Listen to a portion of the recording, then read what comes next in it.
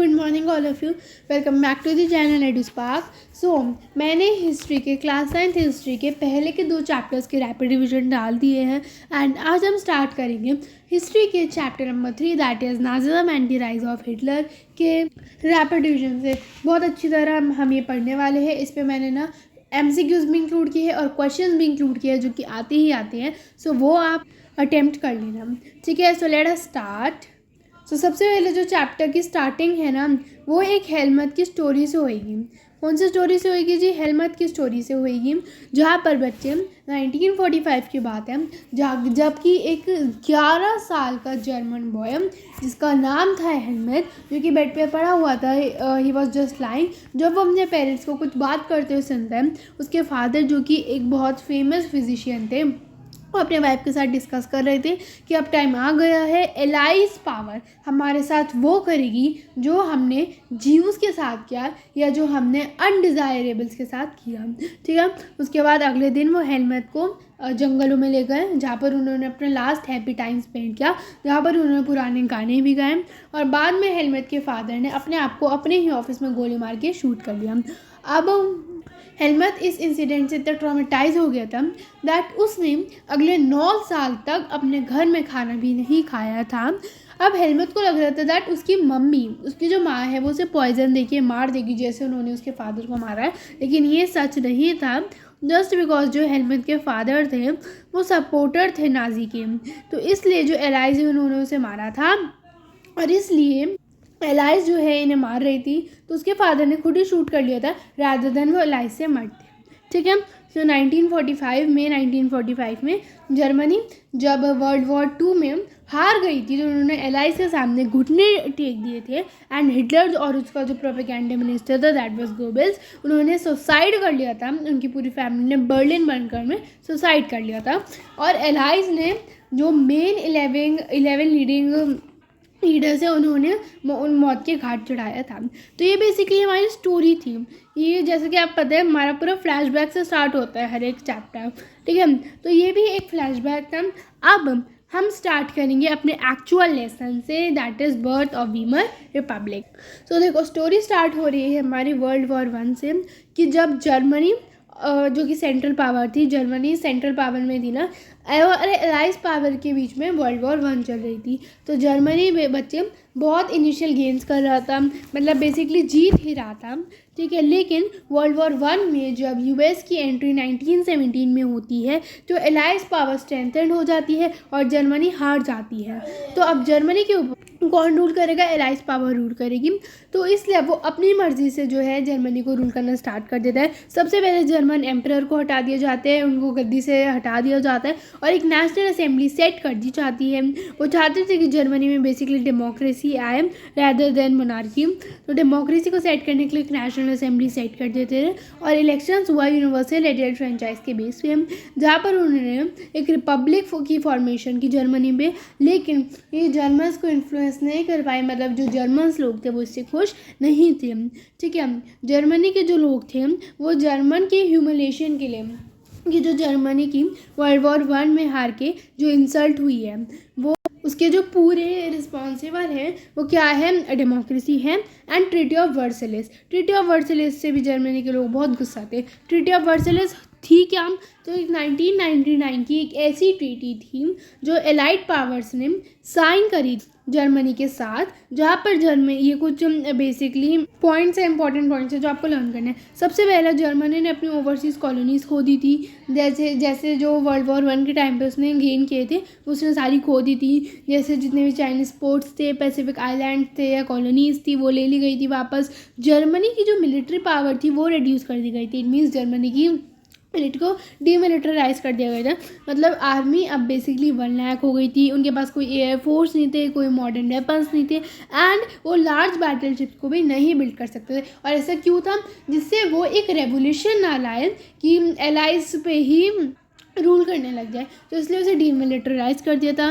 Rhineland को भी demilitarise कर दिया था, जहाँ पर रिसोर्स रिच राइनलैंड एक ऐसा पार्ट है जो कि जहाँ पर बहुत ज़्यादा रिसोर्सेज पाए जाते थे, वो एलाइड आर्मीज़ ने अपने अंडर ले लिया था। जर्मनी ने अपनी नेशनल टेरिटरी जो होती है that is Belgium, Denmark, Lithuania and Poland वो ले ली थी।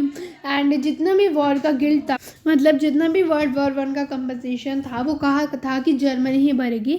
सी अगर वॉर होती है तो वो दोनों तरफ से होती है ना, मतलब अगर हम बात करें फॉर एग्जांपल ए और बी कंट्री लड़ रही है तो दोनों के ही इक्वल जो है रिसोर्सेज लग रहे होंगे, उतना ही दोनों का नुकसान हो रहा होगा। लेकिन कहा कि पूरा गिल्ट जो है जर्मनी भरेगी एंड जर्मनी को कितना भरना था, 6 बिलियन पूरा वॉर का डैमेज भरना। ठीक है, तो ये बहुत इंपॉर्टेंट क्वेश्चन है, ये आता ही आता है। ठीक है, यहाँ पे एक बार देखो, बहुत इंपॉर्टेंट है that the treaty of Versailles was humiliating on the Germans, give 3 examples in support of your statement. कि जो ट्रीटी ऑफ वर्सलिस जर्मन्स पे एक ह्यूमिलेटिंग ट्रीटी थी, 3 एग्जाम्पल्स देने। तो सबसे पहले क्या आ जाएगा दैट जितना भी वॉर का गिल्ट था वो जर्मनी पे आ गया था, जर्मनी को वॉर के रिस्पॉन्सिबल कर दिया गया था एंड जर्मनी को कहा गया था कि आप ही कंपनसेशन भरोगे 6 बिलियन तक का, एंड जर्मनी ने अपनी ओवरसीज पोजीशंस खो दी थी। बहुत इंपॉर्टेंट क्वेश्चन है, कॉपी पेन लेके बैठे ही इंपॉर्टेंट क्वेश्चन लिख लीजिए। ठीक है, अब हम पढ़ेंगे इफेक्ट्स ऑफ वॉर, क्या क्या वॉर का इफेक्ट हुआ। सो जो वॉर का इफेक्ट था वो बहुत ज़्यादा डेवेस्टेटिंग था, बहुत ज़्यादा ख़राब था। जर्मनी के लोगों के माइंड पे भी बहुत ज़्यादा इफेक्ट पड़ा था, फाइनेंशियली भी जर्मनी की जो सिचुएशन थी वो अच्छी नहीं थी, तो साइकोलॉजिकली और फाइनेंशियली दोनों तरफ से ही जर्मनी के ऊपर बहुत गंदा इम्पैक्ट पड़ा था।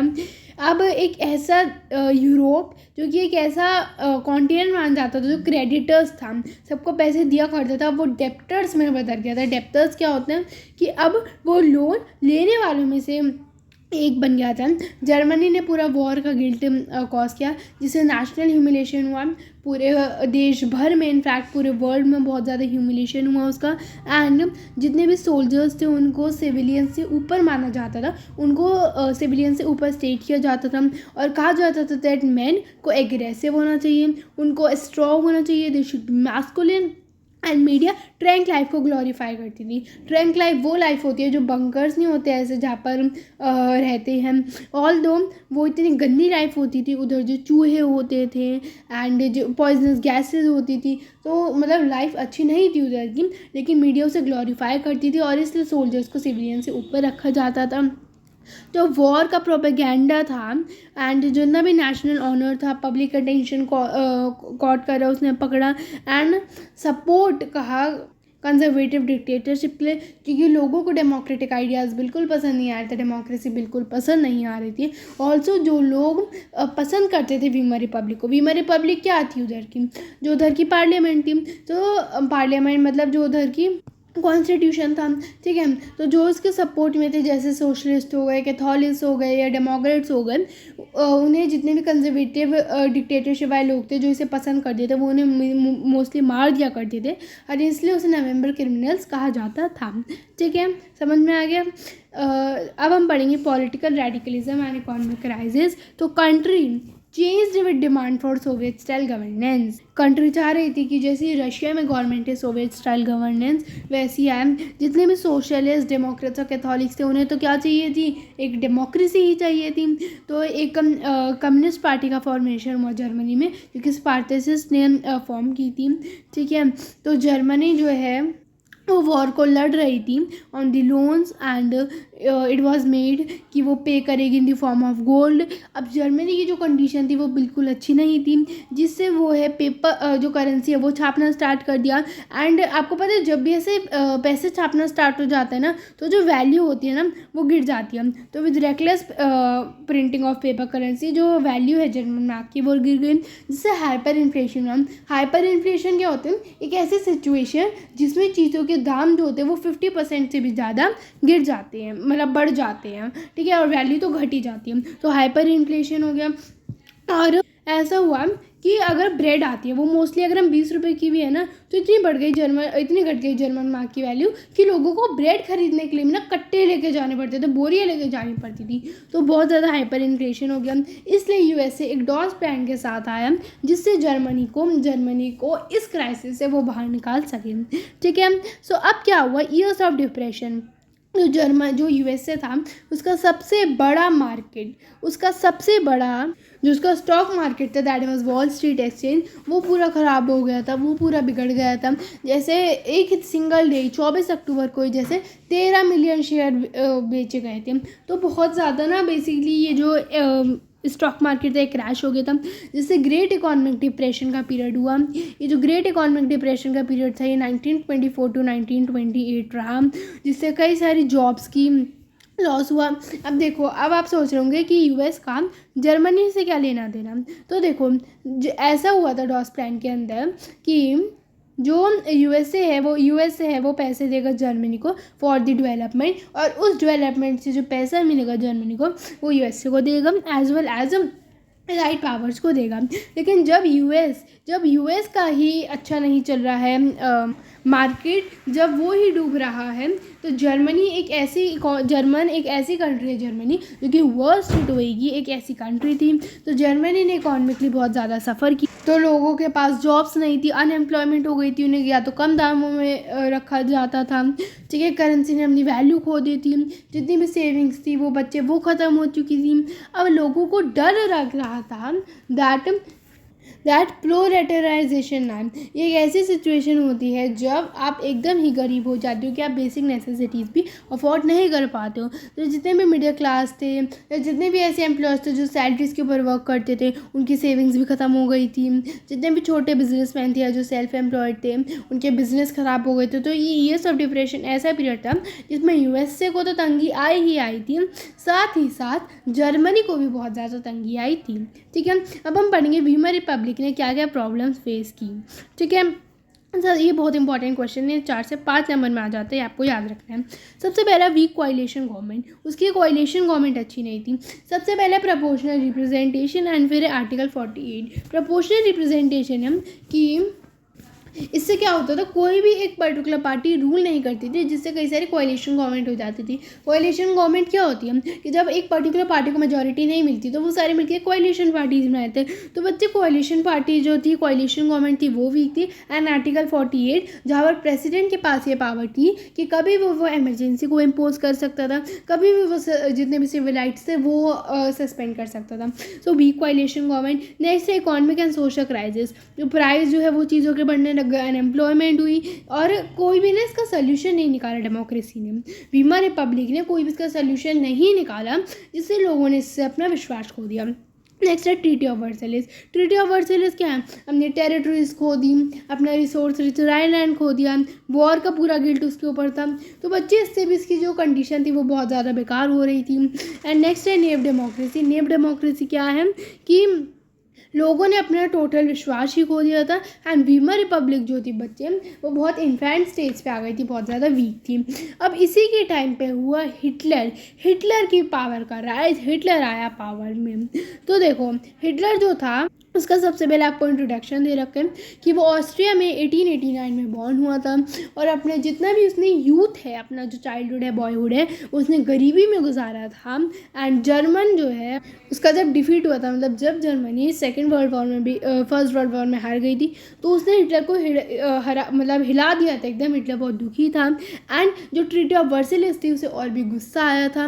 तो देखो, जब फर्स्ट वर्ल्ड वॉर हुई थी तो उसने आर्मी में अपने आप को एनरोल किया था, लेकिन बच्चे उसका ना कुछ हाथ में प्लास्टर वगैरह हो गया था, तो इसलिए वो बेसिकली उसमें वॉर में पार्टिसिपेट नहीं कर पाया था। और जब जर्मनी हार गई थी तो उसे लग रहा था मेरे वजह से हुआ है ये, इसलिए वो जर्मन वर्कर पार्टी को ज्वाइन कर लेते और बाद में जाके वो उसे कंट्रोल भी कर लेता है। उसके बाद वो उसे बाद में आगे चल के रीनेम करता है as National Socialist German Workers Party. और उसने कई सारे अटैम्प्ट किए, कई सारे ऐसे चीज़ें की जिससे वो पावर को कैप्चर कर सके, जिसमें वो फेल हो गया। और इससे क्या हुआ, उसे मतलब ऐसे जेल में भी डाल दिया गया था कि वो किसी भी गवर्नमेंट को छीन रहा है, मतलब कोई कंट्री ऐसे रूल कर रही है ना, दूसरी एक्सटर्नल पावर, उसे छीन रहा है, लेकिन बाद में रिलीज़ कर दिया गया था। तो देखो, अब उसने उस पार्टी को, जर्मन वर्कर्स पार्टी को बाद में रीनेम कर दिया था नाजी पार्टी, बाद में चल के उसने रीनेम कर दिया था, ठीक है। तो अब 1928 में जो नाजी पार्टी थी उसे 2.6% वोट्स मिले थे रिक्सटैग में, लेकिन 1932 तक आते वो एक ऐसी लार्जेस्ट पार्टी बन गई थी जिसे 37% ऑफ द वोट्स मिले थे। तो इधर से स्टार्ट हुई थी हमारी नाजी आइडियोलॉजी। जब नाजी पार्टी डेवलप हुई थी तभी वो अपने नाजी आइडियोलॉजी है वो चला रहा था। तो जब ग्रेट डिप्रेशन पीरियड में लोग इतने ख़राब थे, उन्होंने वीमर रिपब्लिक से अपना विश्वास खो दिया था, दे लॉस्ट फेथ, तब हमारी नाजी पार्टी जो है जब वो एमर्ज हुई थी तो लोग जो है वो नाइज़म में बिलीव करने लग गए थे। क्यों ये हम आगे पढ़ेंगे उसकी क्वालिटीज़ क्या थी। And Nazi party largest party बन गई थी। ठीक है, ये था हमारे हिटलर्स राइज टू पावर। ये काट देती हूँ मैं, ये गलती से आ गया है। ठीक है, अब हम पढ़ेंगे हिटलर की पॉपुलैरिटी का राज क्या है। तो हिटलर एक पावरफुल स्पीकर था, मतलब वो ऐसा पावरफुल स्पीकर था जो कि किसी को भी अपने वर्ड से कन्विंस कर लेता था। तो वो लोगों से प्रॉमिस करते दैट मैं जर्मनी को एक स्ट्रॉन्ग नेशन बनाऊंगा। जो ट्रीटी ऑफ वर्सेलियस में ना जर्मनी की रिस्पेक्ट, वो ये नेशनल ह्यूमिलेशन फेस किया, मैं उसे वापस लाऊंगा। जर्मन्स की जो रिस्पेक्ट है उसे वापस लाऊंगा। एंड यूथ को सिक्योर फ्यूचर प्रोवाइड करूंगा, उन्हें एम्प्लॉयमेंट प्रोवाइड करूंगा। और इसलिए उसने यूज़ के रिचुअल्स का, ठीक है, जिससे उसकी जो पार्टी है वो आगे बढ़ सके, मास मोबिलाइजेशन हो सके। एंड वो नाजी प्रोपेगेंडा का यूज़ करता था। ठीक है, मतलब इधर मैं बताती हूँ दैट वो समझ गया था कि लोगों में रिचुअल्स का इम्पोर्टेंस क्या है। तो बहुत बड़ी बड़ी रैलीज मतलब हेल्ड करता था, पब्लिक मीटिंग्स, एंड जिससे लोगों को जो सपोर्ट था वो हिटलर की ओर वो बढ़ने लग गया था।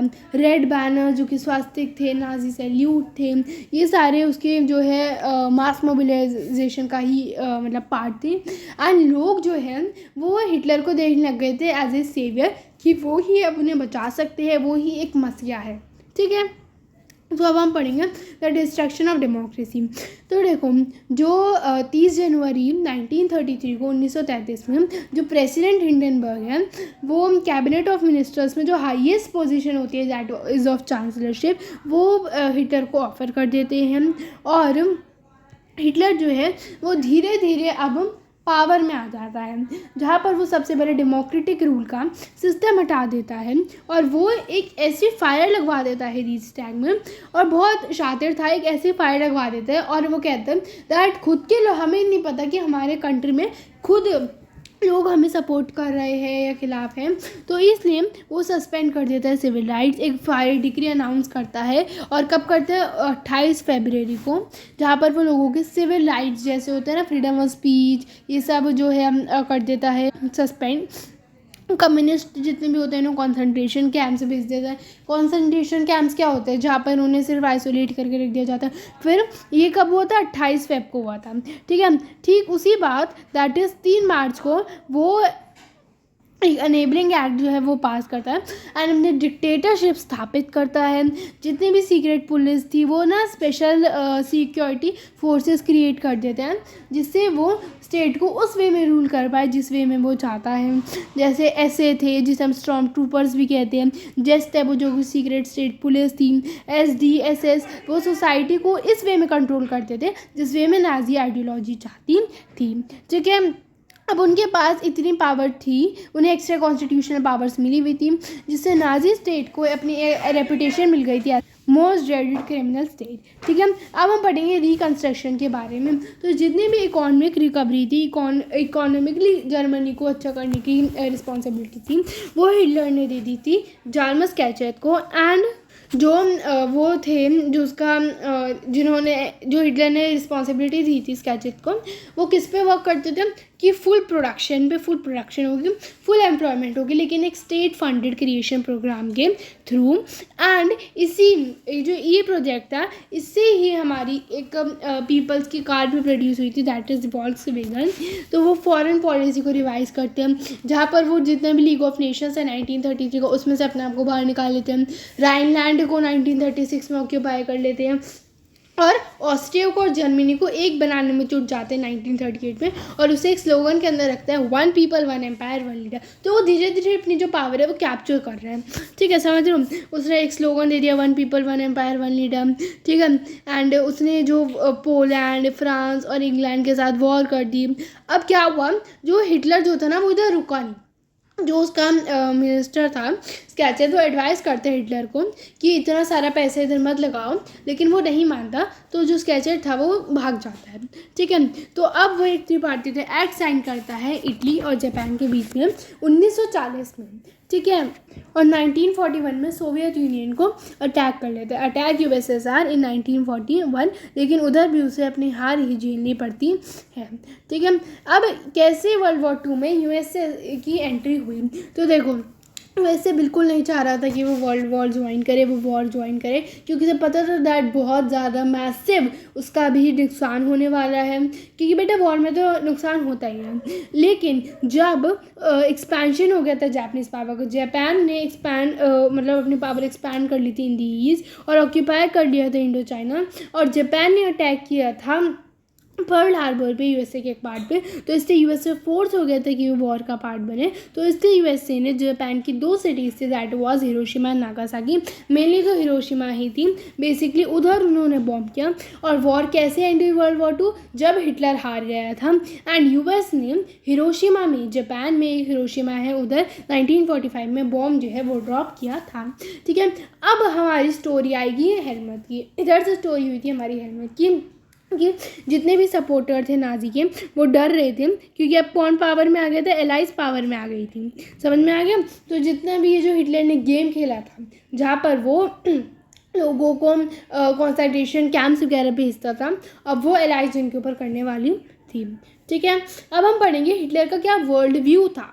तो देखो, तो इसके अकॉर्डिंग लोगों के बीच में कोई भी इक्वालिटी नहीं थी, सिर्फ और सिर्फ रेशियल हायरार्की थी, जहाँ पर वो कहते थे दैट जो आर्यंस हैं वो ही टॉप पे हैं, वेयर एज जितने भी ज्यूज़ हैं वो बॉटम पे हैं, वो कोई भी मायना नहीं रखते हैं, कोई भी दर्जा नहीं रखते हैं, और वो इवैल्यूएशन का कॉन्सेप्ट फॉलो करते थे, जहाँ पर वो कहते थे दैट वो एक ही उस पर बिलीव करते थे दैट जो फिट है वो ही सर्वाइव करेगा।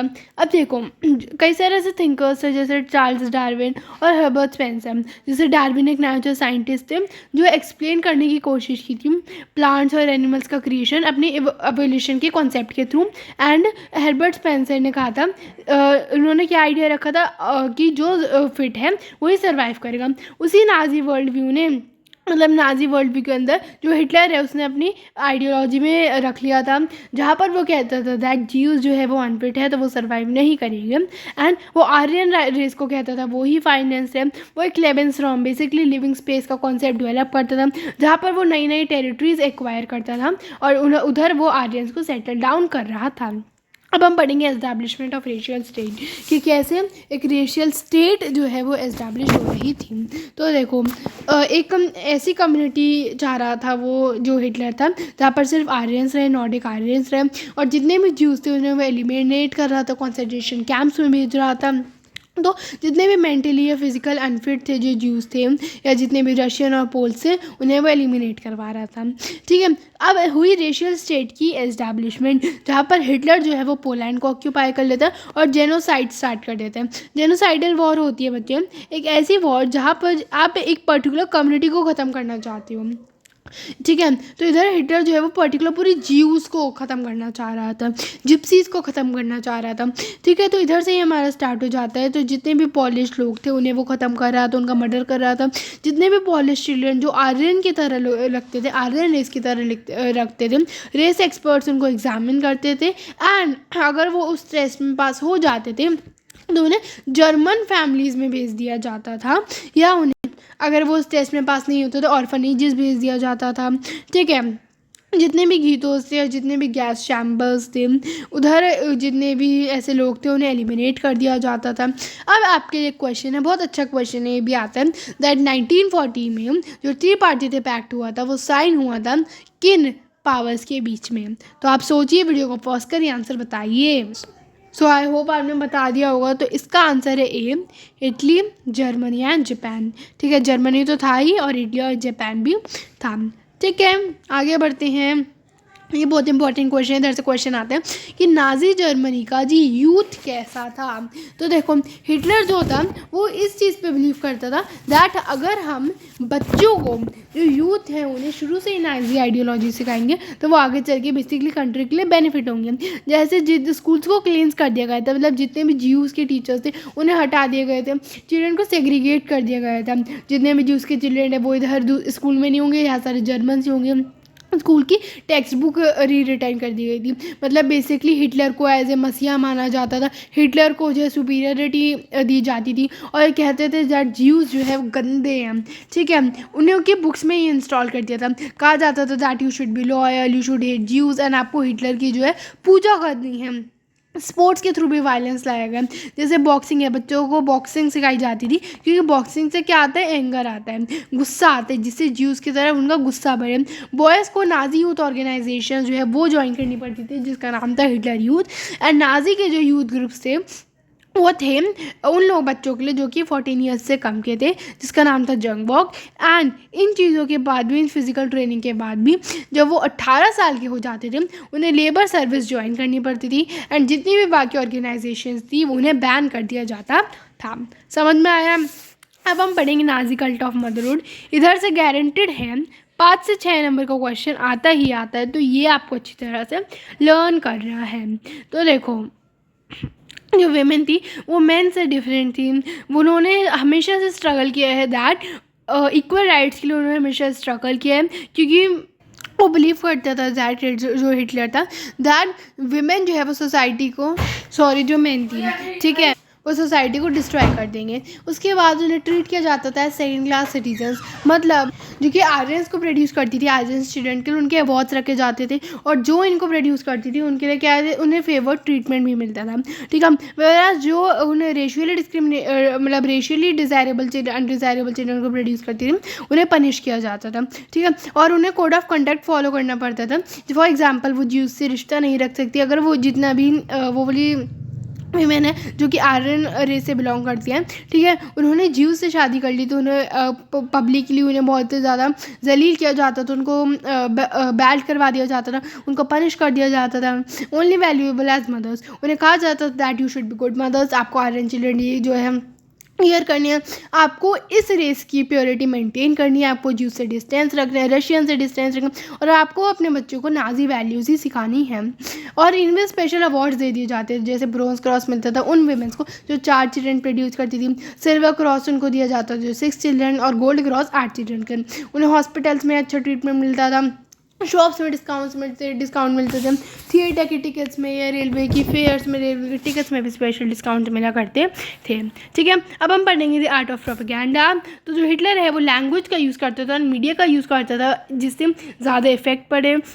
वो टर्म्स का यूज़ करता था, जैसे फाइनल सोल्यूशन का यूज़ करता था, यूथेनेसिया का यूज़ करता था। फॉर एग्जांपल, अगर वो कहता था दैट स्पेशल ट्रीटमेंट, तो मतलब उन्हें कॉन्सेंट्रेशन कैंप्स में भेजना, तो ऐसे छोटे छोटे टर्म्स यूज़ करता था दैट अगर जो मीडिया है वो देश भर में जा रही है, जो वर्ल्ड में उनकी जो है न्यूज़ पॉपुलर हो रही है, तो लोगों को इतना समझ नहीं आता था, लेकिन ये अपने टर्म्स में उन्हें यूज़ करता था। मीडिया नाजीवी को पॉपुलराइज करती थी इमेजेस के थ्रू, फिल्म्स के थ्रू। ज्यूज जो थे देवर मार्क्ड स्टीरियोटाइप, एंड उन्हें कहा जाता था, उन्हें किसके मतलब माना जाता था, किसके कंपैरिजन में माना जाता था, रैट्स के थ्रू, पेस्ट के थ्रू, और कहते थे दैट नाजीज ही ऐसे हैं जो प्रॉब्लम्स को सॉल्व कर देंगे। जैसे अगर आपको ये फिगर दिख रही होगी तो इधर क्या है, दैट मनी ही गॉड का, money is the God of ज्यू, कि पैसा कमाने के लिए जो ज्यू है वो बड़े से बड़ा काम भी कर देगा, एंड तब तक नहीं रुकेगा जब तक वो इस बड़ी सी बोरी में नहीं बैठ जाएगा पैसों की, जब तक वो पैसों का किंग नहीं बन जाएगा। तो ऐसे ज्यूज़ को ना जलील किया जाता था, ठीक है। ऑल्सो कई सारी ऐसी मूवीज़ है वो भी डेवलप की गई थी, जैसे फॉर एग्जांपल दी इटर्नल ज्यू, जहाँ पर दिखाया गया था ज्यू को फ्लोइंग बियर्स के साथ कफ्तान्स पहनते हुए, एंड उन्हें ऐसे पेस्ट 1 मिनट के साथ कंपैरिजन किया जाता था। अब क्या रिएक्शन था कॉमन पीपल का नाइज़म को लेकर, तो कुछ लोग थे फेवर में, कुछ लोग थे अगेंस्ट में। अब अगेंस्ट में कुछ लोग थे जो कि उसको सपोर्ट नहीं करते थे, ठीक है, और उन्हें देखो उन्हें डर लगता था करने में, ऐसा नहीं है कि वो अगेंस्ट था तो वो कुछ एक्शंस लेते थे, उन्हें डर लगता था। एक तो थे जो कि पुलिस का रिप्रेशन करते थे, डेथ वो करते थे, ठीक है, और कुछ लोग थे जिन्हें कुछ करने से ही डर लगता था। कुछ से फेवर में जो कि उन्हें लगता था दैट नाजी एक आइडियोलॉजी है जो जर्मनी को अच्छा कर सकती है, अच्छा बना सकती है। उन्हें ज्यूज़ की नज़र से भी नफरत थी, अगर जितने भी नेबर्स थे अगर उनके साइड वाले घर में ज्यूज़ रह रहे हैं तो वो पुलिस को बुला देते थे। वो उन्हें लगता था नाइज़म ही हमारी जर्मनी की इकोनॉमिक कंडीशन अच्छी करेगी, और ज्यूज़ खुद बिलीव करने लग गए थे इन स्टीरियोटाइप्स में, इतना ज़्यादा उन्हें बेसिकली मैनिपुलेट कर दिया गया था।